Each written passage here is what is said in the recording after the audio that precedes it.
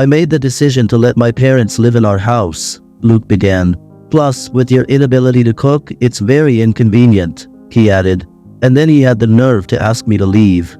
I couldn't believe it. He came up to me with a smile as if he'd accomplished something significant. It was so outrageous that I was speechless for a moment, but quickly coming to my senses I replied, I would never let my parents live in our house, but you decided to put your relatives in it without my permission. My voice shook with anger, and I added, and you want to evict me, the rightful owner? Luke's overbearing personality had annoyed me for a long time, but now it was making me nauseous. I couldn't continue this way with him. His entitled attitude and the way he behaved as if he owned the house despite not contributing financially had worn me down. I am Addison, a woman in my 40s, and I work hard to support our family. Luke, my husband, stays home all the time to do household chores. Although I appreciate his contribution, but his bossy nature has become unbearable. His demands, such as asking me to bring ice cream late at night, started to get on my nerves. When I refused, he would threaten me, reminding me of his imagined authority as a husband. This would make me boil with indignation. His constant need to assert his dominance and demand respect solely based on his gender infuriated me. Enduring his behavior in addition to my demanding job was simply unbearable. I'm really tired, I finally told him, my voice barely a whisper. I've reached my breaking point and can't continue living like this. I added, and decided to retreat to my room for some rest, seeking solace from the mounting tension with Luke. However, he wasn't pleased with my attitude and confronted me, demanding an explanation for my behavior towards him. Why are you acting like this, Addison? You can't just walk away, he said, his anger palpable as he asserted his authority over me. Feeling utterly drained, I mustered a forced smile and apologized, hoping he would understand my exhaustion. I'm just so tired, Luke. Please try to understand, I pleaded. Luke's disappointment in me was only growing, and I didn't have the energy to argue. I apologized once more and withdrew to my room, my spirit crushed by his overbearing behavior. Day by day, I endured Luke's tyranny, worn down by his constant demands. Then my breaking point came when I felt really bad. I had a fever and a stress-induced fever. Unable to move, I had to take a day off work, lying in bed too weak to care for myself. When I told Luke about my condition, he brushed me off, accusing me of making excuses and refusing to help me. You're just being dramatic, Addison. You can still get up and do your chores, he said, his words cutting deep. Alone in my room, feverish and weak, I endured a night of unbearable pain. In my delirium, I wished for an end to my suffering. I longed for a simple gesture of care from Luke, a cold compress, or even just a comforting word, but my desires remained unmet, leaving me drowning in a sea of loneliness and self-doubt. Questions plagued my mind. Why am I the only one subjected to this torment? What have I done to deserve such treatment? The agony of my situation, coupled with Luke's callousness, weighed heavily on my soul, pushing me to the brink of despair. I couldn't help but wonder why things couldn't just work out with Luke.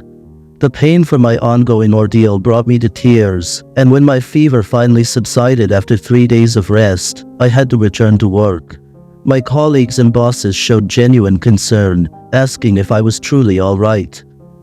Are you okay, Addison? You look exhausted, one of my colleagues said, their kindness contrasting sharply with Luke's attitude. Their compassion moved me to tears. I felt I was reaching my emotional breaking point. A voice inside me screamed that I couldn't endure Luke any longer. I knew deep down that you can't put that much pressure on yourself, that someday I would reach my limit. Yet, in my overwhelmed state, I couldn't gather the strength to confront the situation or contemplate preparing for a life without Luke. My affection for him had long faded, but the complexities of our shared life left me feeling trapped. Each day I worked tirelessly, returning home only to be tossed around by Luke's whims. This cycle persisted, draining me both physically and emotionally. Then one day, while I was trying to find solace in my room, Luke summoned me. It had been ages since we had a serious conversation, and his unusual excitement piqued my curiosity. Addison, we need to talk, he said, his voice unusually eager. As I settled down for the discussion, Luke, with a fervor I hadn't seen before, dropped a bombshell. I intend to let my parents live in our house. And by the way, your inability to cook is very inconvenient, he said, his callous remark stinging me. What struck me even harder was his plan to force me out. I want to change the house's ownership to include my parents, divorce you, and start a new family, he declared. These decisions are final, and your objections won't change a thing, he concluded. I was unable to comprehend the decisions he'd voiced and felt a wave of dizziness come over me.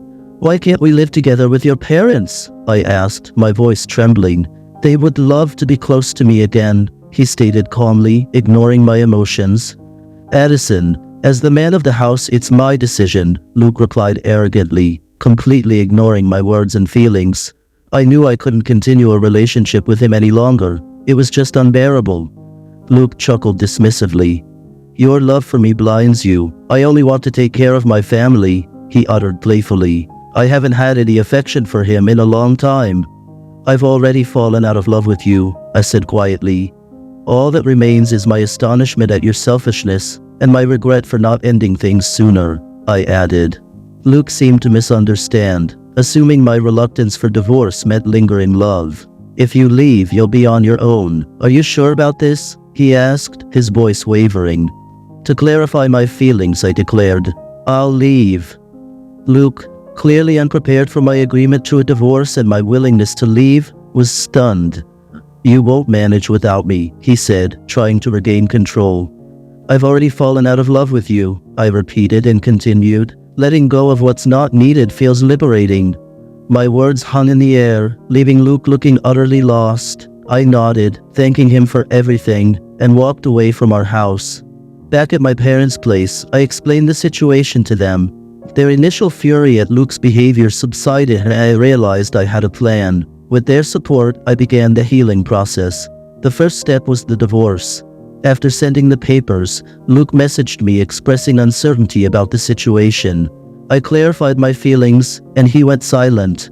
A few days later, I received the completed divorce papers from him. I promptly filled out my parts and submitted them to the county office. Now Luke and I were complete strangers. I no longer had the responsibility of supporting the household as his wife. During the divorce, we divided our assets. Luke claimed the house, a burden to me from the start, so I gladly gave it up. Instead, I opted for alimony. Since Luke wasn't working, his parents covered it, but he seemed to be actively job hunting, probably planning to repay them once he found stable employment. However, reality had a way of challenging even the best laid plans. A month passed since the divorce was finalized, and I moved into a new home, enjoying a peaceful life. Then I received a call from Luke. Annoyance bubbled within me, but ignoring him might create more problems, so for the sake of my own future, I decided it was time to address the situation. Hello, what do you want after all this time? I answered the phone. My self-control was at an all-time low with him. His desperate plea for help barely registered as I urged him to get to the point. Please help me, he implored. His tone, though desperate, only elicited a cynical laugh from me.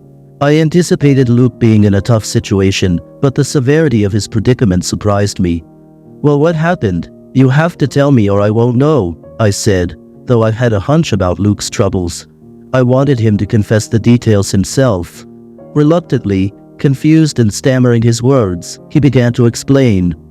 I became the full owner of our home. I managed fine for a month, but I recently struggled to pay the rent since I'm still unemployed. I thought my parents, who live on a pension, could cover the expense, but the bill was much higher than expected, around $1,800. They can't afford it, and they're furious. They approached me, and now I don't know what to do. I reached out to you because I'm lost and desperate, he concluded unhappily. Despite the frustration bubbling within me, I couldn't help but feel a twinge of satisfaction, seeing him face the consequences of his actions. He blamed me, expressing his displeasure that I had not warned him about the ground lease. I acknowledged my mistake, but reminded him that his ignorance about the monthly cost was entirely his own doing. You treated me like an outsider and pushed me away, and now you're reaping the consequences, I firmly stated. Surprised at his impertinent call, I listened as he continued his plea for help, persisting, seemingly oblivious to my feelings. I need your help. We can't go on like this. Luke's voice carried a sense of urgency, highlighting their desperate situation. It was evident they felt cornered. I surmised that the rent due date had likely passed, and they might already be behind. Given the landholder's notoriously hot temper, I remembered the stern warnings about never being late with rent payments while I lived there. Missing a payment could result in dire consequences. Luke, who was well acquainted with the landholder, understood this perfectly well. "I don't have anyone else to turn to. You still care about me, right?" Luke's words were laden with selfishness, expecting me to help just because we were once married. I wanted to tell him that my feelings for him had long faded, but I held my tongue. Instead, I coldly replied, "I'm sorry, but do I have any obligation to help you? You were the one who left me. Isn't it a bit too convenient that you came to me for help right now?" Luke attempted to defend himself, pleading for understanding. "Please don't be so cold. I really can't do this without you. Whether you still love me or not doesn't matter now. We used to be married. Can't you help me out just this once?" he begged. "No," I stated firmly, my patience wearing thin. "It's been a long time since I stopped loving you. You left me, and even before that, my feelings for you had already cooled." My response carried the weight of frustration and despair that had built up inside me over time. When I uttered those words, I could hear Luke's dejected voice on the other end of the phone. It hit me like a tidal wave of disbelief. For so long I endured everything: his selfishness, his taking me for granted, his mistreatment, and even his indifference when I was sick, all in an attempt to salvage our marriage. I had invested my efforts into making our life together work, but this was the outcome. The question that haunted me was why I hadn't left sooner, why I hadn't distanced myself from Luke when my love for him had faded. Regret flooded in, mingling with the anger I felt towards him. Throughout our time together, Luke never truly faced me. He never showed concern, never tried to protect me, and never considered walking through life hand in hand as a couple. Every time he treated me like a maid or a money-making machine, he remained oblivious to my despair. Yet despite all this being a result of Luke's actions, he had the audacity to plead for my help as if he were the victim. His attitude felt so self-centered that it was nauseating. "Please help me. I'm begging you. How about we get married again? This time we'll start over properly. I promise I'll never kick you out again," he said in desperation. I couldn't help but chuckle bitterly at his desperate proposal. "Remarry you? Are you kidding me? All of this is the result of your own actions. I've been trying for a long time to connect with you.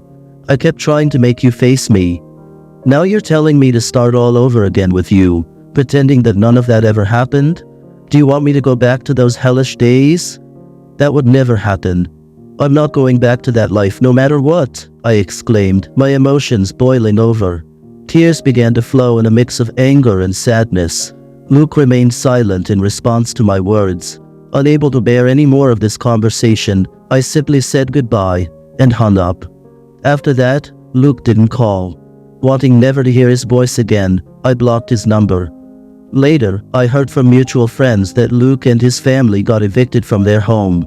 In his own way, Luke tried to talk to my former in-laws and get them to pay the rent on his behalf. However, they were furious, stating, "That's not what we talked about," and refused. Luke hadn't had much luck finding a full-time job, so he was working part-time to make ends meet. Apparently, because they had been living together, my former in-laws had to sell their house and were now cramped in a rundown apartment, all three of them. As for me, I became engrossed in my work. My boss even discussed a promotion with me. It said I might be the first female manager in our company, and I received admiration from both colleagues and juniors. Sometimes friends asked, "Are you going to get married again?" To be honest, after being forced into that kind of life, I had a negative view of marriage. The idea of dating a man or getting married again didn't appeal to me. But life was long, and there was no need to rush. At my age, many people live the rest of their lives unmarried. If I could live my life without regrets, that's all that mattered. If I could live true to myself, that was enough. With that in mind, I wanted to continue walking through life at my own pace.